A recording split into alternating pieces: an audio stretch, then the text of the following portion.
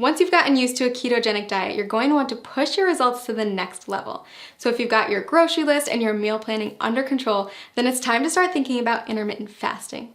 And okay, before you press pause at the dreaded fasting word, hear me out. Intermittent fasting, also known as IF, is one of today's hottest topics in the diet and wellness communities. And for good reason. If you do it correctly, IF can be an insanely powerful tool for accelerating fat loss and breaking through frustrating weight loss plateaus. Now, it's not essential that you commit to IF while on keto. If the idea of it makes you want to throw your keto diet out the window, then it isn't for you.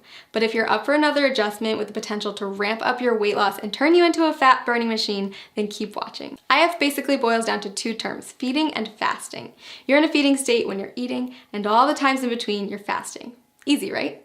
Okay, so here's the deal. There's several different methods for fasting, and you get to choose which one works best for your lifestyle. Most people find that at least one of the following is compatible with their life and fits well into their daily routine. Option 1, skip meals that prolong the time your body's in a fasting state. Most people choose to skip breakfast or lunch. Option 2, rely on the eating windows method.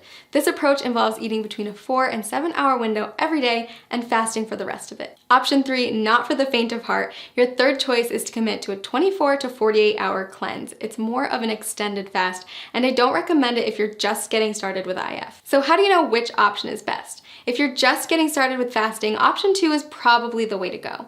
We found that restricting yourself to specific eating windows tends to work well for new fasters. For example, tons of people have tremendous success only eating between 5 and 11 p.m. And don't forget that the time you spend asleep will account for a chunk of that time. Let's take a closer look at how it works. Say you finish eating at 6 p.m. and start eating again at noon the next day. That means you fasted for 18 hours and eaten for 6. In other words, you've achieved an 18-6 window. If you finish eating as early as 5 p.m. and don't eat again until noon the next day, then you've fasted for 19 hours and eaten for 5, or you've achieved a 19-5 window. You don't have to adhere to IF every day. You can try it out once a week at first, listen to your body, and then add in more IF days over time. So why does IF work anyway? The first and simplest reason is that our bodies can only take in so much food at a time.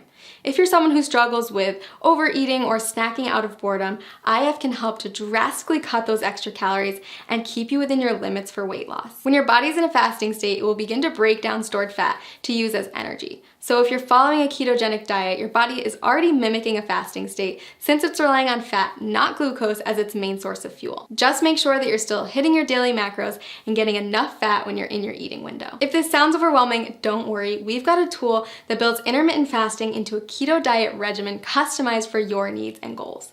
Click the link below this video to discover your personalized plan. And keep in mind that the benefits of IF go far beyond weight loss. After all, there's a reason why every wellness community is talking about it, and why thousands of today's top performers have made it a part of their daily routine.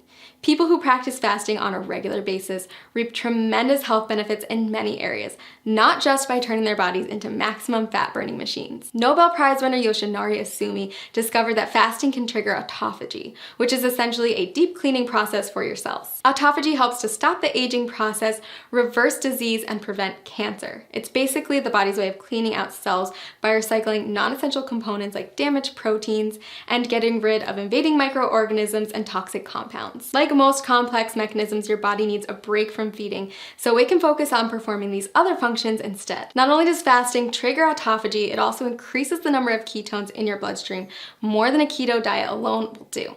When you start practicing IF, you may find yourself more focused than usual. That's because your body is running on ultra premium fuel. If you're on keto, you may have already experienced this heightened mental clarity. So consider adding IF to your routine, a way to get more bang for your buck, so to speak. Lots of people ask me if they can do IF if they're avid exercisers. If that's you, don't worry. Countless studies have shown that intermittent fasting is compatible with fitness routines and can even result in higher metabolic adaptations, improved muscle synthesis, and even better response to post-workout meals. So is IF right for you? If you're not afraid to change it up, burn more fat, focus better, and improve overall health, then I say give it a try. I've honestly never seen as much success as I do with people who combine a ketogenic diet with an IF lifestyle. It's truly the holy grail of weight loss and optimum health. Click the link below this video to create your own customized keto diet plan where you can easily add intermittent fasting into your daily routine.